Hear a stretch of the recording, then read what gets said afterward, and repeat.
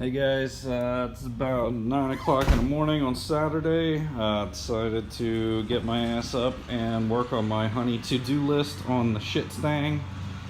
I got myself a whiteboard the other day and made myself a list of shit to fix. So as soon as I pull in the garage, this is the first thing I see because I keep on making reminders for the little annoyance things and keep on forgetting to do them. So number one thing I'm doing today is tightening up my exhaust. My passenger side down tube from the H-pipe, the studs just keep on coming loose. It's a pain in the ass. I've tightened these things like 3 times this summer already. So I'm gonna try and figure out a way to get that done the right way today. Brake bypass on the radio. I have a brake bypass on my radio already. However, I used an old brake bypass, and apparently Pioneer changed the way that they do the triggers for these things. It needs like a pulse on, pulse off like 3 times or something like that. So I got a bypass from Micro Bypass. I'm going to throw that in on my app radio 4 today so I can get a firmware update on it. I haven't done a firmware update since I've owned it, so it's been a few years. One of those on the list is doing a new top. That's not getting done today, but I got a key auto top. I got a 2-piece cloth top from like a Terminator. You can see, I don't know if I would show this in any other videos, but from a couple feet away my car looks great, but this top is so fucking tattered up. This is the original top, and this is all my fault. You see over there, it's beat, and I got a split right there. This shit's been doing this since I've owned it, but I left it down the one summer for like the entire summer, and then I put it back up and I started doing some rips. So that top is really getting tattered. I did some new seals the other day. All new seals. Fitment was pretty decent. I should probably leave the windows up for a little bit to kind of set those in place. You can see this one's a little funky. This has an extra nub that the OEM ones didn't have. And back here, this is what I was scared of. When you close the window, I don't know how much of that you can see, that nub is getting pushed in. So, there, that's how the nub is supposed to be. I don't know why the fuck that's getting pushed in. It might be because of the way the top's getting set when it goes up. But again, you can see how tattered this top is. This side's pretty bad. Pull that nub up. I don't know why the hell that's getting tucked down like that, but you can still see a pretty good gap. There we are. So as long as that's tucked, you don't get that gap and get that water in there. But again, this top is tattered like hell over there, tattered there. So that I'm probably going to do in the next couple months. You'll see some of these seals if I can find one that's ripped. Not that one.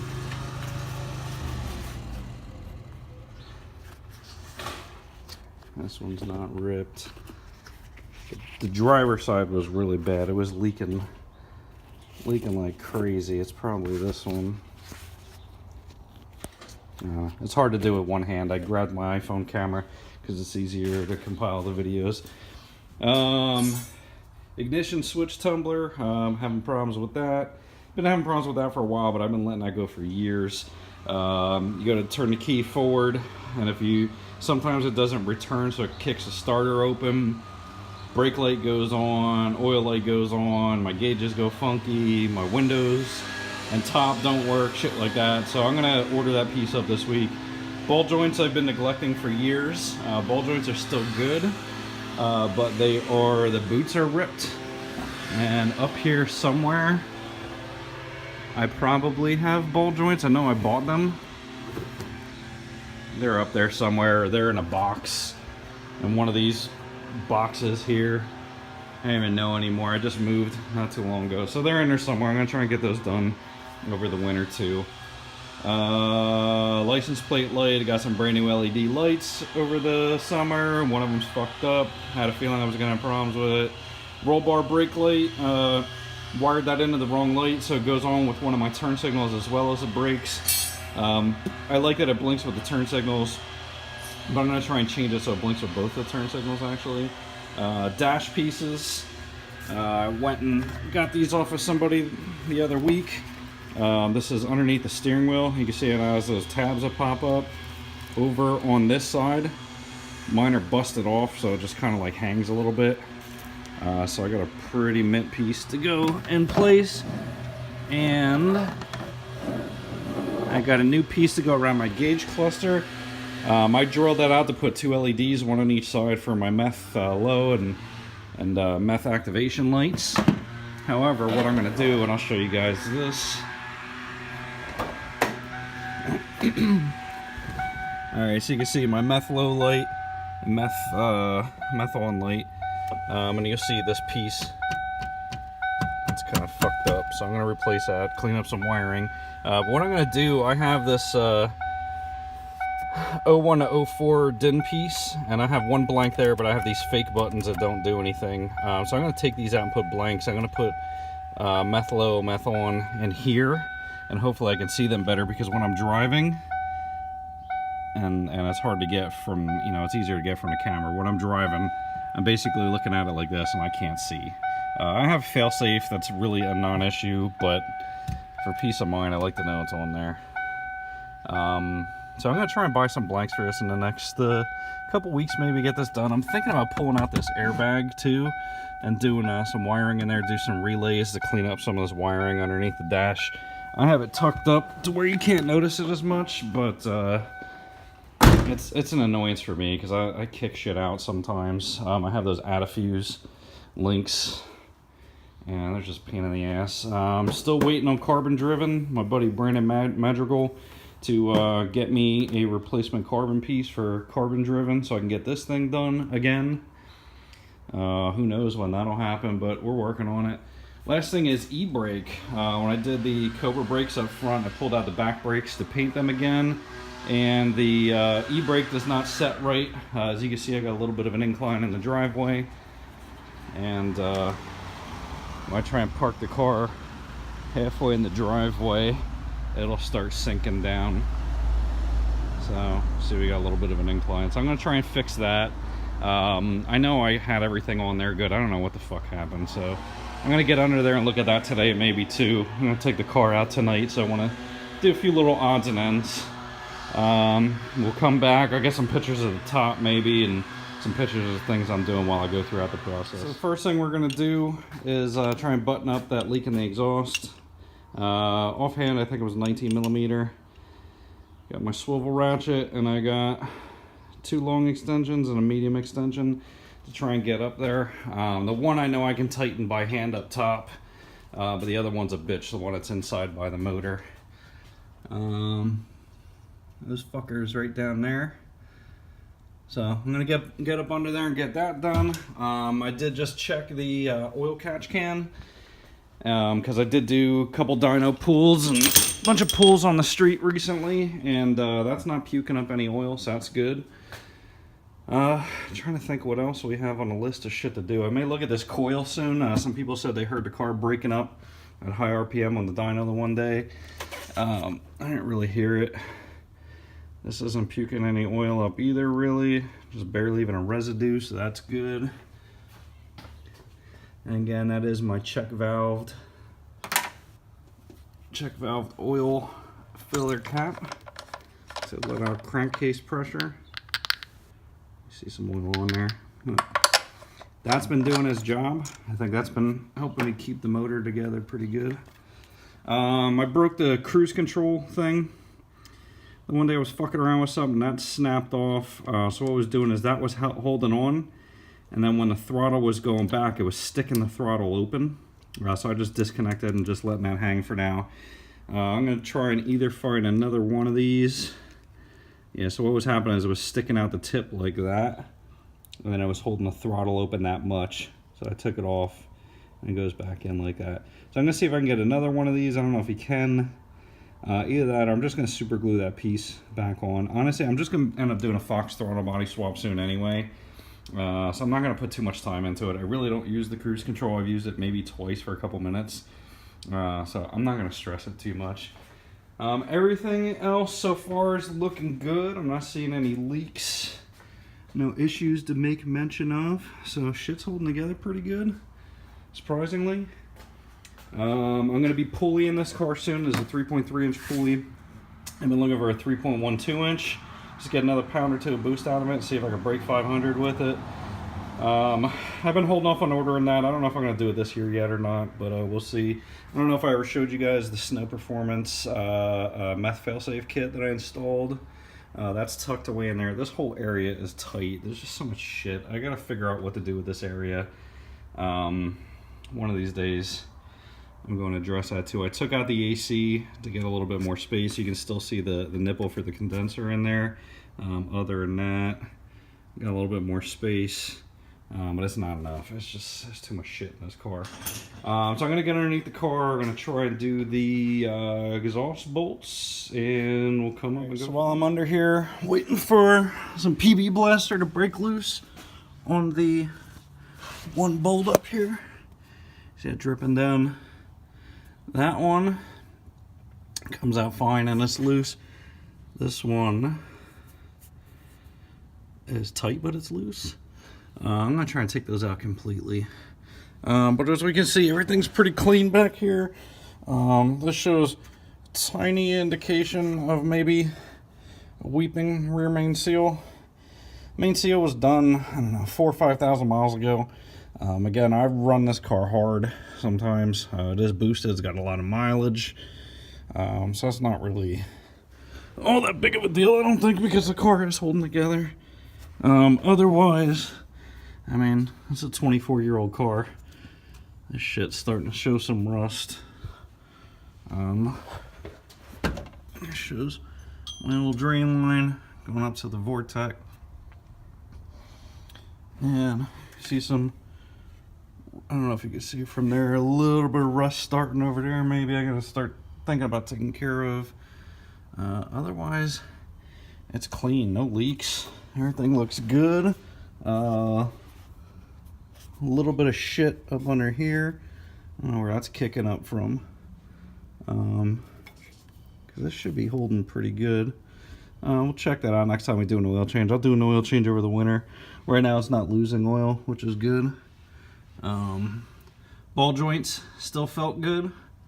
But I'm going to change them just because the boots are fucked up and I've been like that for a few years. So we're going to change those ball joints one of these days. Here's the liner. These Bilstein springs.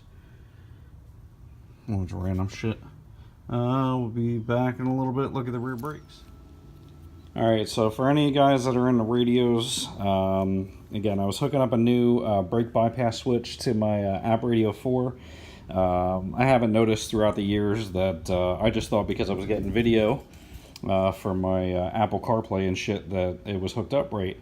Lo and behold, to find out that this brake bypass that I have is an older model that I used on one of my older model units out of my Mountaineer.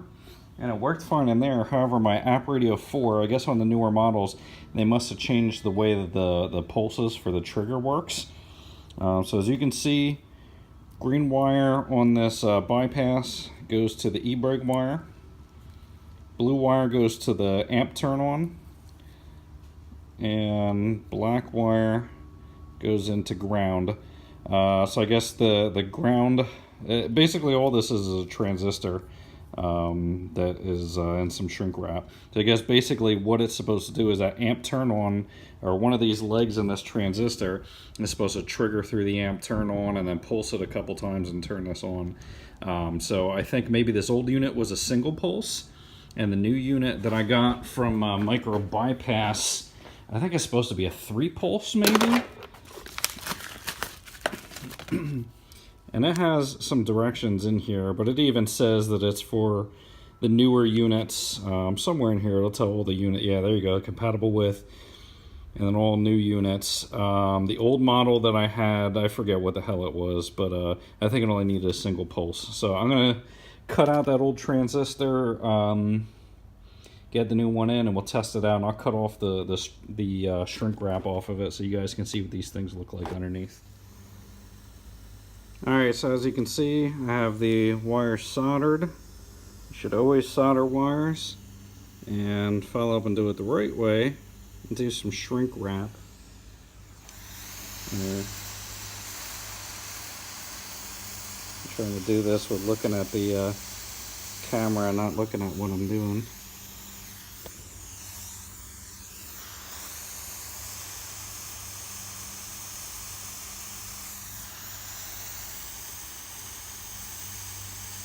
I'll redo this when I'm off the camera, but you get the point. Alright, so I just got done shrink wrapping these, or heat shrinking these. These are all done.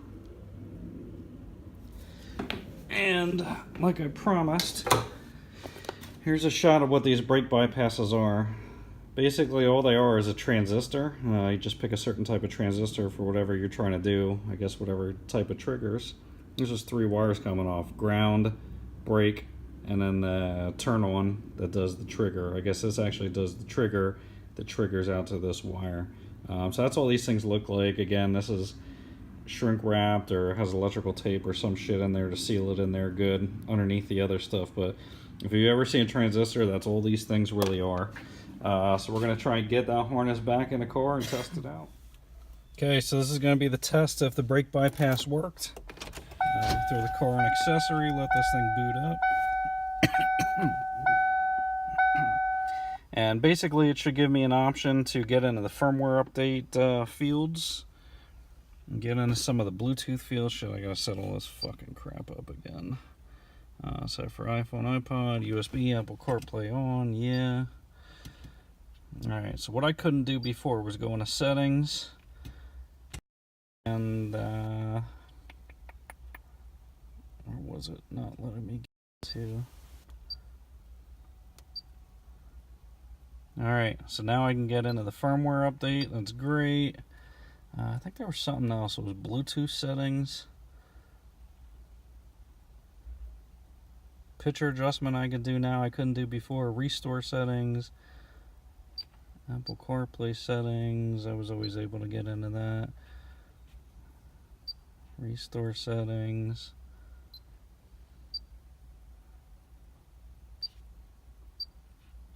And get a camera settings now. I couldn't do this shit before. I don't have a camera, but where the fuck is the Bluetooth settings? I couldn't get into any of this shit before. So alright, it looks like this worked. I'll get this all buttoned up so you can see it together all nice, and we'll test out a firmware update. There's not a ton of information out there on firmware updates on these units, so maybe I'll do a firmware update while I'm at it. Alright, so we're going to try the firmware update. There was a firmware release back in August for the App Radio 4. I have the firmware update on this jump drive. The key to this is, and I didn't show this in the video, when you do the download, you have to unpack it, and you have to put the AVIC 5000 folder in the root of this drive. You need to format this drive. This needs to be the only thing on the drive. And apparently there's some problems with certain drives not working. I think it was SanDisk drives not working. I think this one was a Kingston. I didn't look at it. This thing's all wore off. Yeah, it's a Kingston. So basically, you plug into your USB spot that you have, put the car in accessory, and let it boot up, and it should it should come up and say that it sees a USB device, but it's unrecognizable format or something like that, because obviously there's nothing to play off of it. Alright, so if we go to, why is USB not coming up? Alright, so it needs to be off anyway, actually. Okay, let's set the off.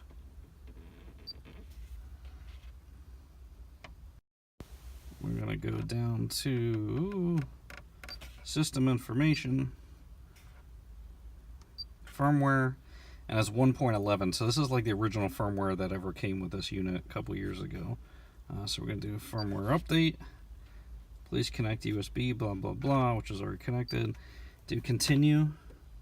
And, it doesn't like the fucking device. So, make sure.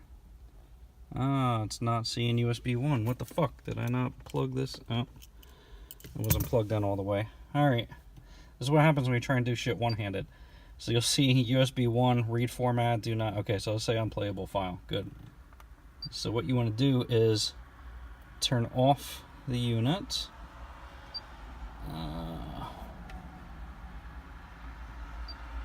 AV, okay, do off. Then you go back into settings, go down system information, firmware update, boom. Please wait reading file. I've never actually done this before, probably because I couldn't figure out why the fuck I couldn't get into the settings, and the brake bypass was a problem. Actually, I even think I hooked up the brake bypass wrong now that I think about it. I think I hooked it up to the, wasn't paying attention obviously. I hooked it up to the amp turn on in the harness that went to the car, and forgot to probably hook up the amp turn on that went to the actual radio itself. So, live and learn. This is what happens when you rush and do things. I don't remember what the hell I was doing when I did that, but it probably was doing too many things at once. So this is probably going to take a little bit to do this. I'll let it do its thing and I'll come back. Okay, so you can see it's reading the drive. Says do not disconnect, do not drive the car, do not turn off the engine, do not reset product, blah, blah, blah, blah, blah. So you see it's going from 1.11 to 1.18. So yeah, there's a few years of updates in there. I'm going to go ahead and start it. Let it do its thing.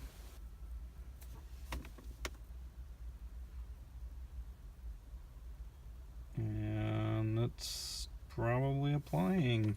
It's rebooting the unit and applying the OS. I don't know how much of that you can see from the glare, but it says updating. If aborted by power failure, please repower product, wait for its time, auto recovery, blah blah. So basically it's telling you you know, what to do in case this thing does brick on you, or in case you lose power or whatever if your battery dies. I have it on accessory right now, but I got a pretty good battery, so it should not die, but fingers crossed. Alright, so we're going to boot the radio back up after the firmware update. Just make sure it does show, I think it was 1.8 something, or 1.18.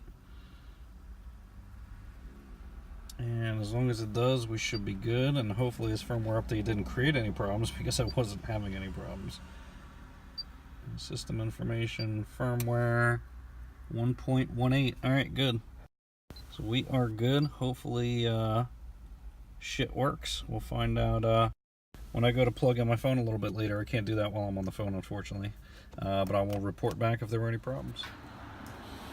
Alright, so we got the bottom dash panel off. Here's the original one, there's the new one. You can see the original one's obviously dirtier and faded. So you can see this tab's in good shape. This tab was completely broken off. See on that one, tab. So that was the first issue. I couldn't get a bolt in there to hold it. If you look on the underside, these things are all fucking busted off. I don't have any of the clips. And you can see on that one, it has all the nubs and the clips. So actually it looks like this one, yeah, see that one's busted off. You look side by side there, so that one's busted off, that one's okay, that one's okay, just missing the nub, and this one, yeah, it's busted off. So this thing was holding on by nothing. This thing was cracking too, so this one's ready to break off.